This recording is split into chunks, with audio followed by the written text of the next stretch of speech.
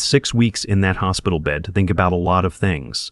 I thought about the 2 heart attacks I'd survived before this one. The first when I was 53, the second at 61, and now this at 67, the worst of the 3. I thought about Helen, my wife of 31 years, gone 4 years now from pancreatic cancer.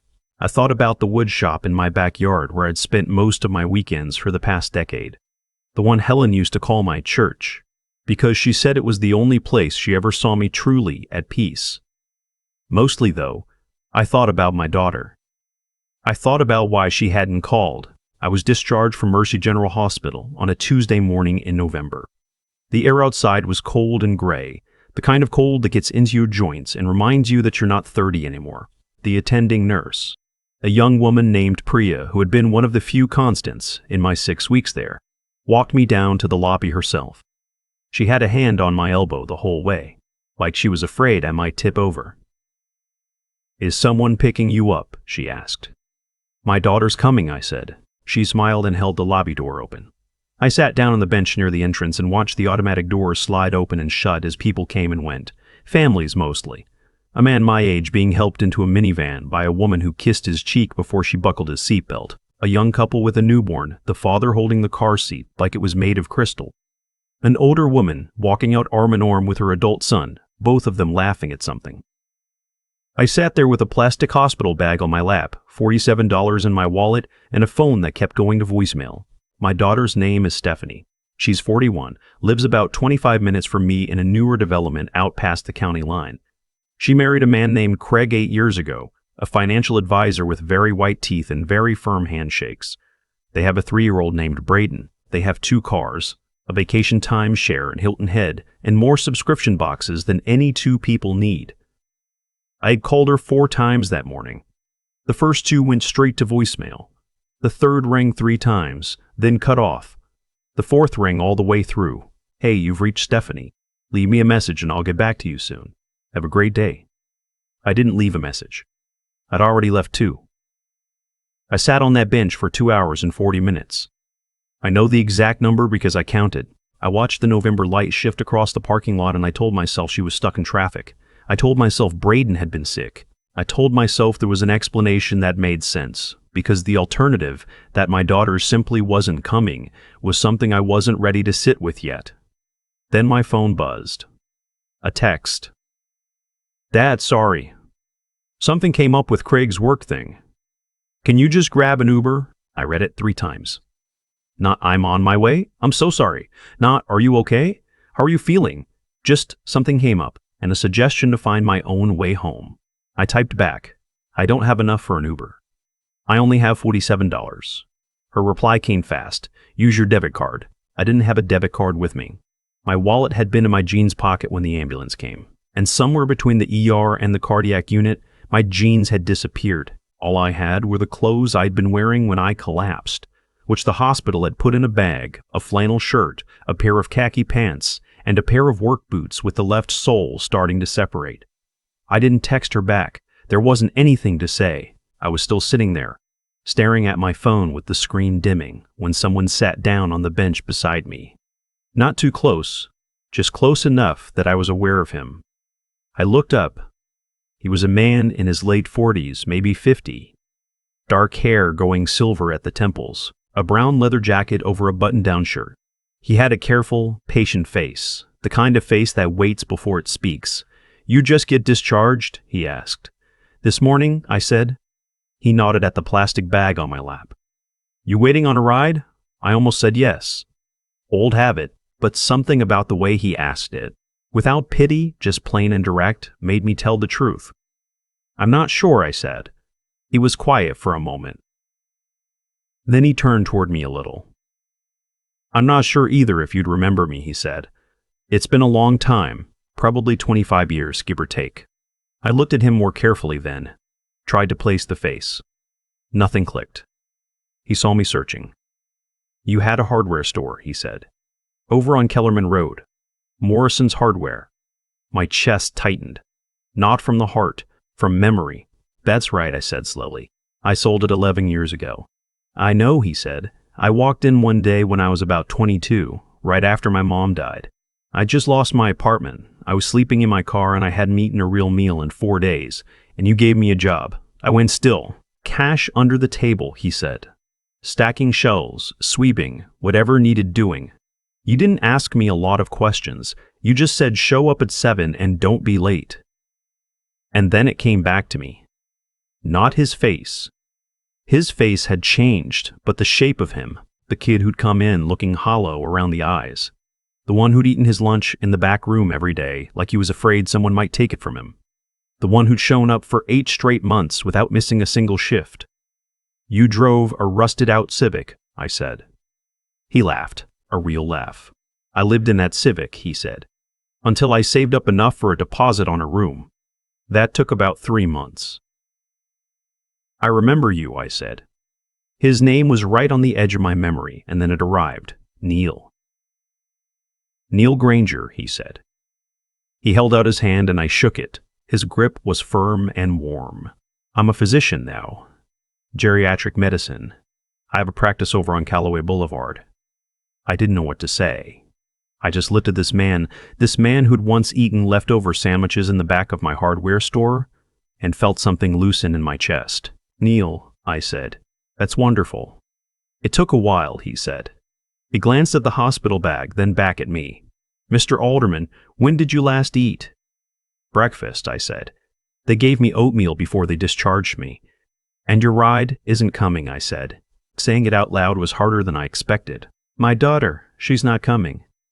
Neil didn't flinch. He didn't offer me pity or push me to explain. He just nodded slowly, the way a person does when they've already understood more than you said. Come on, he said, standing up. Let me take you home, and we'll stop somewhere on the way. You need a real meal. I almost said no. I've been saying no to help my whole life. Helen used to joke about it, used to say I'd refuse a life preserver if it came with strings attached. But sitting on that bench, 67 years old with $47 and a plastic bag full of flannel, I didn't have the energy for pride. All right, I said. Thank you. We stopped at a diner on Route 9. I ate scrambled eggs and toast and drank 2 cups of coffee while Neil sat across from me, and we talked like 2 people who had a lot of years to cover. He told me about medical school, about his residency in Philadelphia, about coming back to this area because he felt like he owed something to it. He'd gotten married, had a daughter who was now 12. His wife Donna ran a nonprofit that worked with housing insecure families. Because of where you started, I said. Partly, he said. Partly because of people who helped me get somewhere else. He was quiet for a moment. Then he said, Mr. Murr, Alderman, what happened with your daughter? I wrapped my hands around my coffee cup. I don't know, I said honestly. I genuinely don't know. I told him she'd been distant since Craig came into the picture, that it had gotten worse after Helen died, that I'd assumed it was grief or adjustment or just the natural pulling apart that happens between parents and children as they build their own lives. I told him I'd given her every benefit of the doubt I had. Neil listened without interrupting. When I finished, he said, How long were you in the hospital? 6 weeks. And in those 6 weeks, how many times did she visit? I looked at my eggs. Once, I said. She came on the 3rd day, stayed about an hour. Braden was with her. She said it was hard for him to see me with all the tubes. Neil nodded. He didn't say anything. He didn't have to. We drove the rest of the way to my house in easy silence. I watched the November fields go by outside the window and thought about Helen, about how she would have driven to that hospital every single day, about how she would have had the car running before I'd even finished signing the discharge papers. 4 years gone, and I still reached for her in the mornings.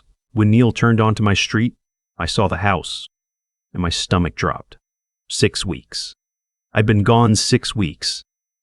The gutters were clogged with leaves, the overflow brown and frozen in streaks down the siding. The mailbox at the end of the drive was so full that catalogs and envelopes had spilled out onto the gravel. The front porch light I always left on was dark. Through the living room window, I could see that the blinds were drawn, exactly as I'd left them the day the ambulance came. Nobody had been here, not once. Mr. Alderman, Neil said quietly, putting the car in park. My daughter has a key, I said. My voice came out flat. I gave her one when Helen got sick so she could check on us. Neil turned off the engine. Neither of us moved. Inside, the house smelled like closed air and something faintly sour from the kitchen. I flipped the light switch in the entry. Nothing. I tried it again. "Power's off," I said. Neil pulled out his phone and used the flashlight. We moved through the dark house, the beam sweeping across familiar furniture, Helen's reading chair, the bookshelf she'd filled over 30 years, the framed photos on the hallway wall. All of it exactly where it had been, untouched. In the kitchen, I opened the refrigerator. The smell hit me immediately. Spoiled milk, soft vegetables, something in a container I didn't open. I shut it. On the counter, mail was stacked in a pile that had eventually tipped and slid across the tile. Utility notices. A bill from my cardiologist. A certified letter from a company I didn't recognize. I picked up that last one. It was from a firm called Cascade Valley Property Group. I turned it over in my hands and felt, without quite knowing why, that I should sit down before I opened it. I sat at the kitchen table. Inside was a letter dated 4 weeks after my hospitalization. "Dear Mr. Alderman, this correspondence confirms receipt of the authorization submitted on your behalf by your designated representative. Per your representative's instructions, a full property appraisal has been completed. Estimated fair market value, $580,000. The complete report has been forwarded to the requesting party." I read it twice. Then I set it on the table and stared at it. I hadn't requested an appraisal. I hadn't authorized anyone to do it for me. I hadn't had a conversation with anyone about the value of this house. I looked up at Neil. He was reading over my shoulder, and his face had gone carefully neutral, the kind of neutral that doctors learn because they don't want to alarm you before they have the full picture. "Who is your designated representative?" he asked. "I don't know what that means," I said. "I haven't given anyone authority over anything." Neil sat down across from me. "Do you have a power of attorney on file anywhere? Something you might have signed in the hospital?" The question landed in my chest like a stone dropping into still water. There had been a morning, maybe a week in, when Stephanie had visited. I'd been on a heavy dose of diltiazem and the pain medication was still being adjusted. I remembered her face being blurry. I remembered Craig being there too, standing near the door, and how strange it seemed that he was there since I didn't think Stephanie would bring him. I remembered a clipboard. "Dad, this is just so I can handle your bills while you're in here, so nothing gets shut off. It's just a formality." I'd been so relieved that she'd come.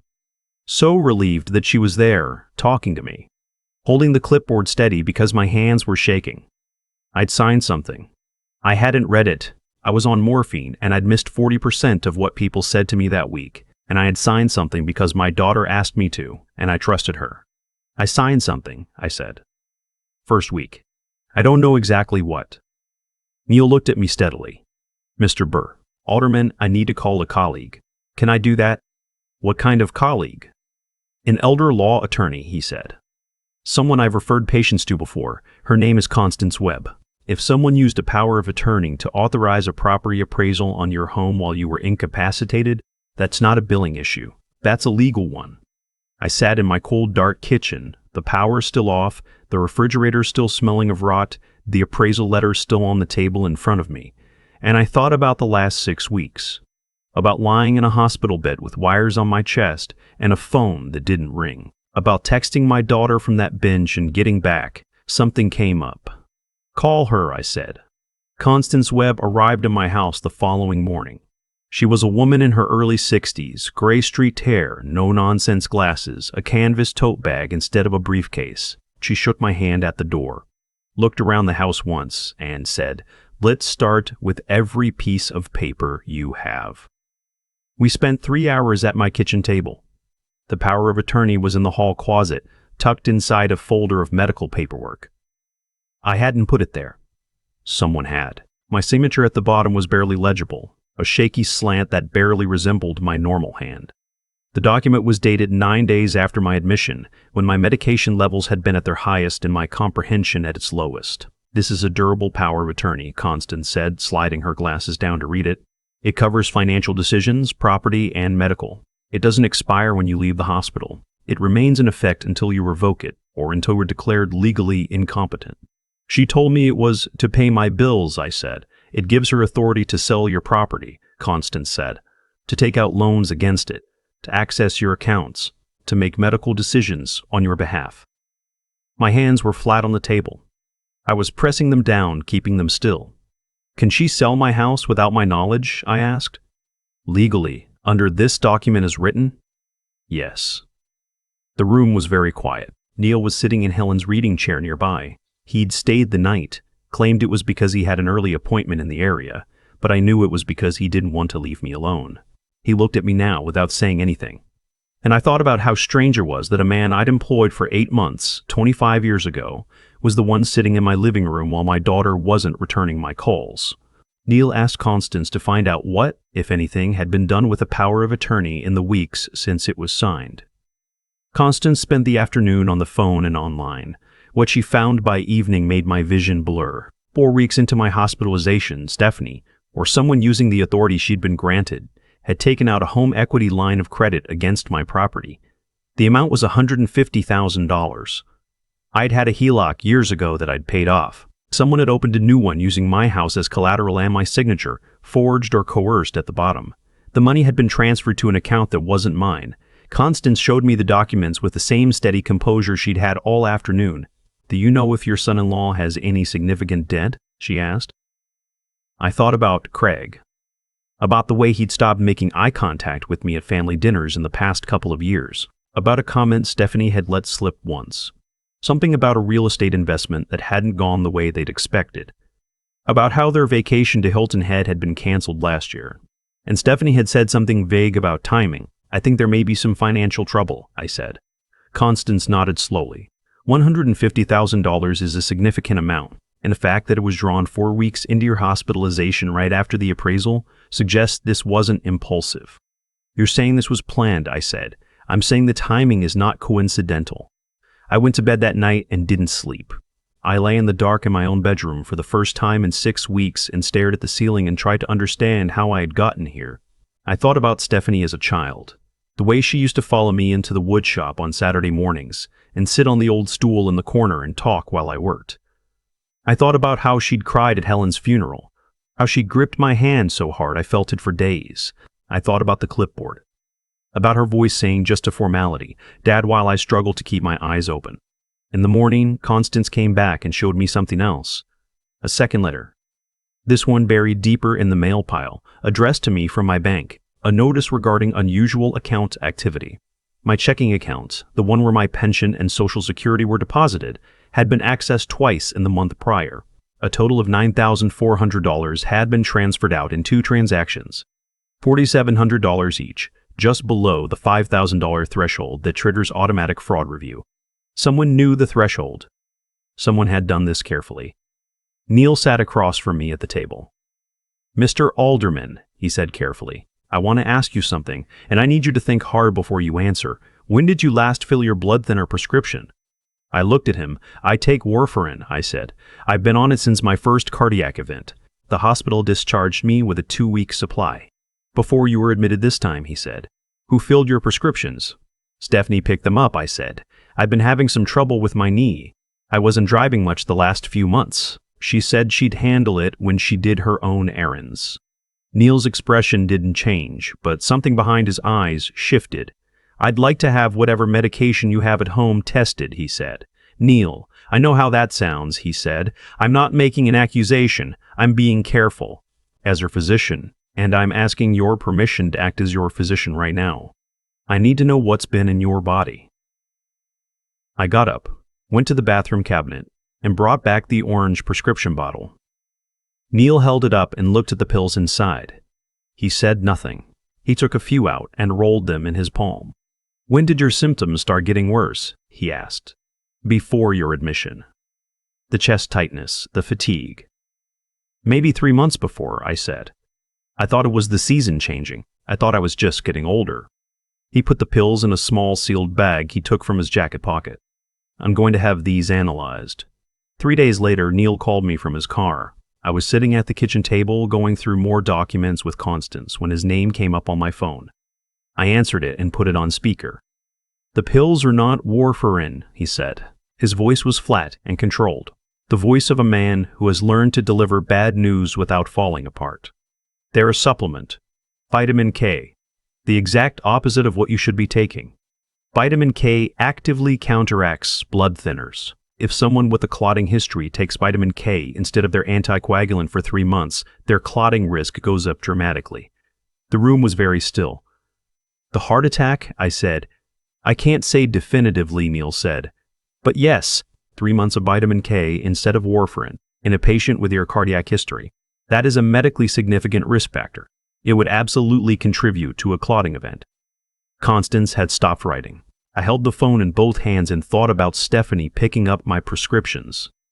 About how she'd handed me the bottle, how she'd said, "Here, Dad, I picked these up this morning," and how I had taken them every day for 3 months without once questioning what was inside. "Neil," I said. "I know," he said quietly. "Is this something the police can use?" A pause. "Combined with the financial evidence? Yes. I think so." That evening, Constance and I sat on the back porch. The November air was cold, but I needed to be outside. In the distance, past the yard, I could see the woodshop, Helen's woodshop. The one she'd claimed was hers because she'd helped me build the foundation, and she was right. She'd spent Sunday mornings out there painting furniture. She'd made Stephanie a toy chest for her 4th birthday and a jewelry box for her 16th. The light over the shop door was still on. It had been on for 6 weeks, since before I collapsed. Automatically timed. One small thing that kept going while everything else fell apart. Constance had a mug of coffee and a legal pad. She'd been with me 4 days. She'd stopped billing by the hour, and I hadn't asked her why. "I need to tell you something," I said. She waited. Helen knew something was wrong with Stephanie years before I did. Constance looked at me. "Not this, not any of this, but something." She used to say, and I never really heard what she was saying, she used to say that Stephanie had learned how to make people feel responsible for her comfort. She said it gently, the way Helen said hard things, but she said it more than once. The last year of her life, she said it more often. I looked at the light over the woodshop. 2 weeks before she died, she asked me to come sit with her. She was in the hospice bed we'd set up in the living room. She took my hand and she said, "Alan, I need you to promise me something." She said she'd been keeping something from me, and she couldn't take it with her. Constance was very still. I told her she didn't need to tell me anything, that she needed to rest. I told her we could talk about it later. I stopped. There was no later. Constance reached over and put her hand briefly over mine. She didn't say anything. She didn't need to. "I think she knew," I said. "I think she saw things in Stephanie that I refused to see, and she was trying to tell me. And I talked her out of it because I didn't want to hear it." Constance let that sit for a moment. Then, "Do you want to know what she was going to tell you?" "I don't know if I can know," I said. "But I think I have to," she nodded. "Then let's go through the rest of those boxes." We found it at 10:30 that night. In the bottom of Helen's old cedar keepsake box, the one I hadn't touched since the week after her funeral, was an envelope. Her handwriting. Small and careful, the way she always wrote. "Alan, read this when you're ready. I'm sorry I ran out of time." It was still sealed. I held it for a long time. Constance quietly said goodnight and left me alone at the kitchen table with a single lamp on and my dead wife's handwriting in front of me. I'm not going to describe what was in that letter the way you might describe the plot of a story. It wasn't a plot. It was Helen's voice, and it hit me the way her voice always hit me. Quiet and direct, and without a wasted word. She had found out 6 years before she died that Stephanie had forged a check. It was $3,200, drawn from the joint account Helen and I kept for household expenses. Stephanie had been 29. She and Craig had already been together 2 years. Helen had confronted her. Stephanie had cried and said it was a mistake, that she'd meant to pay it back, that Craig didn't know, that if I ever found out it would destroy our relationship. Helen had covered it. She'd replaced the money from her own savings. The account I didn't know the full balance of because Helen handled it. She'd never told me. She'd carried it for 6 years. She'd watched Stephanie at Christmas dinners and birthday parties and Sunday phone calls, watching her own daughter the way you watch someone who has given you reason to be cautious, hoping every year that she was wrong. She wrote that she'd convinced herself Stephanie had changed, that she'd chalked it up to youth and financial panic and the foolishness of being in your 20s and making bad decisions. But she'd never quite convinced herself all the way, and in the last year of her life, when Stephanie's visits became shorter and more performative. When Helen noticed Craig's careful way of steering conversations away from anything financial, she'd started to worry again. "I should have told you, Alan. I should have told you the night I found that check. I thought I was protecting your relationship with her. I thought I was giving her a chance to become better than that moment. Maybe she did. Maybe she didn't. But I took away your right to know. And I'm sorry. If you're reading this, I'm sorry it took me this long to say it." She'd close the letter with 3 lines that I've read so many times since that I no longer need the paper. "Don't protect her at the cost of yourself. That was my mistake. The kindest thing you can do for someone you love is hold them accountable. I should have known that sooner." I sat at that table for a long time after I finished reading. The house was quiet. The lamp made a small circle of light on the table. Helen's handwriting was blurry, but that was my eyes, not the ink. She had died with this in her chest. She had gone into that hospice bed carrying it, tried to give it to me, and I had told her to rest. For the first time in the entire 2 weeks since I'd been home, I cried. Not the tired, empty kind that comes from exhaustion. The real kind. The kind that starts somewhere behind your sternum and has nowhere to go but out. When Neil came by the next morning, I told him everything.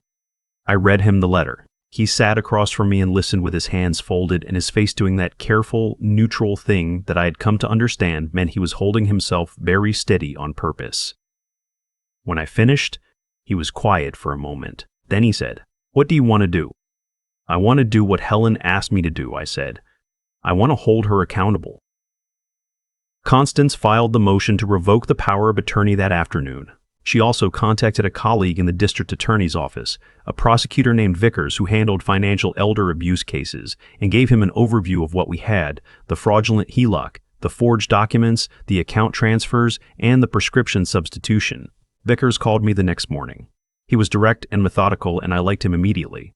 He told me what he needed, what the timeline would look like, and what the possible charges were. He used phrases like financial exploitation of a vulnerable adult and elder abuse under state statute and criminal fraud, in the same tone of voice you'd use to read a grocery list. "Are you certain you want to move forward?" he asked. "This will be public. Your daughter will be arrested. There will be a trial." "Yes," I said. "And your son-in-law?" "Whatever the evidence supports," I said. There was a pause on the line. "Mr. Alderman," Vickers said, "I want you to know what you're doing isn't common. Most families in your position don't come forward. They absorb it. They rationalize it. What you're doing takes something that most people don't have." "What's that?" "Clarity," he said. "A lot of people have the facts and still can't see clearly. You can." I thought about Helen's letter. I thought about who gave me the clarity. Craig cracked first. That's the part that surprised me. I had assumed if there was a weak point, it would be Stephanie, that her guilt or her grief or some remaining thread of the daughter I remembered would give way before his financial pragmatism did. But Craig had been doing the actual numbers. Craig had been the one who understood how exposed they were once the investigation started. Craig had a lawyer by Wednesday and was talking to Vickers' office by Thursday. He gave them everything: the account numbers, the timeline, the paper trail. He told them whose idea it had been, and whose hands had held the prescription bottle, and who had driven to the pharmacy to pick up my actual warfarin and then gone home and repackaged the vitamin K supplements to look identical. Stephanie was arrested on a Friday morning, at her home, in front of her son. I know, because Neil told me. I hadn't gone there. I hadn't wanted to. I found out she'd cried when they put the handcuffs on. I found out Braden had been taken to Craig's mother's house. I found out she'd asked the arresting officer if she could call me, and the officer had said that wasn't possible at this time. I sat with that for a long time. Not with satisfaction. Not with relief. With something much heavier. The specific weight of being right about something you'd spent years hoping you were wrong about. The guardianship hearing. Stephanie's attorney had filed an emergency petition claiming I was mentally diminished and being manipulated by Neil. Lasted 2 days. I won't recount all of it. Constance dismantled the petition's medical witness the same way you'd take apart cheap furniture, methodically, without drama, finding every place it was held together with something that wasn't strong enough. What I will tell you is the moment that mattered. The judge. A woman named Hargrove, late 50s, with the patience of someone who has been lied to by very good liars for 30 years, asked me directly if I wanted to make a statement. I stood up. I told her about the bench outside Mercy General, about $47 in a plastic hospital bag, and a daughter who texted me something came up. I told her about the lamp that had been on in Helen's wood shop for 6 weeks while nobody checked on me. I told her about the letter Helen had left and what it said, and the 6 years Helen had carried it. Then I told her what I decided. I had revised my will. I left the wood shop and the half-acre it sat on to Stephanie, on the condition that she complete 400 hours of supervised community service and 3 years of regular financial counseling, verified by the court. If she didn't meet the conditions within 5 years, the property would be liquidated and the proceeds would go to a financial literacy program at the county's senior center. The rest of the estate I left to Neil Granger, with a portion set aside in trust for Brayton. The courtroom got very quiet when I said that. Stephanie's attorney started to object. Hargrove held up one hand. "Mr. Alderman," she said, "do you understand the full implications of what you've described?" "I do," I said. "And you drafted this of your own free will, without coercion from Mr. Granger or anyone else?" "I did," I said. "I drafted it with a different attorney who had no connection to anyone in this room. Neil didn't know about it until I read it just now." I looked at Neil. He was staring at the table. His jaw was working. "I made this decision," I said, "because there are 2 kinds of people in my life. The kind who disappeared when I was in a hospital bed for 6 weeks, and the kind who showed up on a bench outside that hospital and made sure I got home." Judge Hargrove denied the guardianship petition before lunch. The criminal case took 8 months. Stephanie pleaded guilty to elder financial abuse and fraudulent use of a power of attorney. Craig entered a plea agreement and received probation in exchange for his cooperation. The HELOC was reversed. The bank, once the fraud was documented, cooperated fully. The $9,400 from my checking account was ordered returned. She didn't go to prison. The judge, a different one for the criminal case, gave her suspended time and 5 years of probation with mandatory financial rehabilitation and regular reporting. I had submitted a statement to the court asking for rehabilitation over incarceration because of Brayden, because Helen would have wanted that. Because I had read her letter enough times to understand the difference between accountability and destruction. It was the hardest statement I've ever written. Stephanie sent me a letter from her attorney's office 2 weeks after sentencing. It was 3 sentences. The attorney had probably written it. I read it once, set it on the kitchen table, and left it there for a week before I put it in a drawer. I'm not ready to say what comes next with her. I don't think I know yet. Helen carried a secret for 6 years trying to protect a relationship, and it calcified into something neither of them could ever quite touch again. I don't want to do that. But I also won't pretend to be further along than I am. What I can tell you is what 1 year looks like. The woodshop is rebuilt. Bigger than before, actually. Neil's brother-in-law is a contractor, and he brought 2 guys on a Saturday in March, and we framed out the addition in a single afternoon. Neil and I worked alongside them. He's surprisingly competent, with a circular saw for a man who spent his whole adult life in medicine. We've been working in there most Saturday mornings. Neil lives 20 minutes away. He shows up around 7, brings coffee in a thermos, and we spend 4 or 5 hours on whatever's on the bench. He's building a bookshelf for his daughter's room. I'm restoring a rocking chair that was Helen's grandmother's, one that got smoke damage in the fire. Yes, there was a fire. I'll say what I know about it. 3 weeks after sentencing, the shop was set on fire. Investigators found evidence of accelerant along the east wall. The security camera cable had been cut. The fire was contained to one wall in the workbench. Whoever did it wasn't careful enough, and the damage was significant but not total. The investigation is still open. I know what I believe. I also know that what I believe and what I can prove are different things. And I've learned, in this past year, to hold that difference carefully instead of collapsing it. Neil and I rebuilt the burned wall in October. It took 3 Saturdays. His daughter Sophie started coming by on those Saturdays. She's 12 and serious, and she wanted to know how to use the table saw. I taught her the way I taught Helen, the way I once started to teach Stephanie before she stopped coming. Measure twice, cut once, never hurry a cut, and always respect the blade. She made a small step stool. She sanded it herself. I told her it was excellent work. She looked at me the way 12-year-olds look at you when they're trying not to seem pleased and failing completely. And something in my chest did a thing it hadn't done in 4 years. Neil saw it. He didn't say anything. He just handed me my coffee. There's a corner of the shop where Helen's old work table used to stand. The fire took that wall. When we rebuilt it, I left the corner empty for a while. A few weeks ago, without planning it, I started building a new table for that spot. Same dimensions as hers. Same height, same style. Not a replica. Just something that fits. I've been thinking about what Helen meant when she said she ran out of time. I used to interpret that as her illness. Now I think it was something bigger.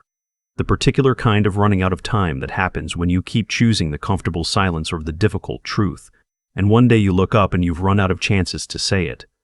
I'm trying not to make that mistake. Some mornings I sit on the porch before the shop opens, in the cold with coffee, and I think about the man on that bench outside Mercy General. Not Neil me. The version of me that had $47 and a phone that wouldn't ring and was sitting outside a hospital telling himself she was just stuck in traffic. I'm glad that man didn't stop Neil from sitting down. I'm glad he said all right instead of I'm fine. That's a small thing. It might be the most important thing. If you stayed with me this long, you know the story. Maybe you've lived some version of it. Maybe you've been on that bench. Maybe you've been the person who looked the other way, or the person who showed up, or the person who ran out of time before they could say what needed saying. Whatever version of it is yours, here's what I know. The people who show up are rarely the ones you expected, and the kindness you extended without thinking, a job, a chance, $300 for textbooks, a shift when someone had nowhere else to be, those things don't disappear. They go somewhere and they grow and they come back to you on a November morning when you are sitting on a bench with $47 and nowhere to turn. Be generous when you can. And when someone sits down next to you on that bench, let them stay. I've been thinking lately about what it actually costs to look the other way. Not in some abstract, philosophical sense. I mean the real cost. The daily price. Because Helen paid it for 6 years. Quietly. Privately. At a rate she never showed me on her face. And by the time she tried to stop paying it, she had run out of time. That's not a metaphor. She literally ran out of days. She died with that letter still sealed. Still sitting in the bottom of a cedar box, because I told her to rest when she was trying to give me something important. I think about that more than anything else from this whole ordeal. Not the HELOC, not the vitamin K in the prescription bottle, not the fire or the handcuffs or the courtroom. I think about a woman lying in a hospice bed trying to tell her husband the truth, and her husband patting her hand and saying we can talk about it later. There is no later. That's the thing nobody tells you clearly enough. Later is not a place you can count on. What I've come to understand, and I don't think I would have understood it without going through all of this, is that looking away from a hard truth is never neutral. It feels like mercy. It feels like you're sparing someone, or sparing yourself, or preserving something fragile. But what you're actually doing is handing the problem to the future. You're deferring the cost, and interest compounds. Helen covered a $1,200 check when Stephanie was 29, and 12 years later that decision was still growing in the dark, becoming something neither of them ever named out loud. I'm not angry at Helen for it. I want to be clear about that. She was trying to protect something she loved. That's not a character flaw. That's one of the most human things a person can do. But protection without honesty isn't really protection. It's postponement dressed up to feel like kindness. Neil understood this without me having to explain it. He spent his career working with elderly patients, watching families navigate exactly these dynamics. The financial pressure, the gradual erosion of boundaries, the way people who love each other can still cause each other tremendous harm when nobody's willing to say the plain, hard thing. He told me once, sitting in the wood shop on a Saturday morning while Sophie sanded her step stool, that the most dangerous word in family relationships is later. He said he'd watch more families fall apart waiting for the right moment than from any single catastrophic event. I think he's right. Here's what I know now that I didn't know a year ago. Integrity isn't something you have or don't have. It's something you practice, and the practicing is hardest, exactly when the cost feels highest. When the person you need to hold accountable is someone you love, when telling the truth might break something you spent decades building. That's when it matters most, and that's when almost everyone flinches. I flinched my whole life with Stephanie. I saw the signs and I found explanations for them, because the alternative required something from me I wasn't ready to give. Helen did the same. We were both, in our own ways, choosing our own comfort over her growth. And we told ourselves it was love. Neil sat on a bench next to a stranger because he remembered a job and a chance, and a man who didn't ask him too many questions. That's what 25 years of compound interest on a small act of decency looks like. You don't get to choose when it comes back. You just have to be the kind of person who puts something good into the world in the first place, and then you have to be willing to say all right when someone offers to help. I almost said I'm fine. I'm glad I didn't.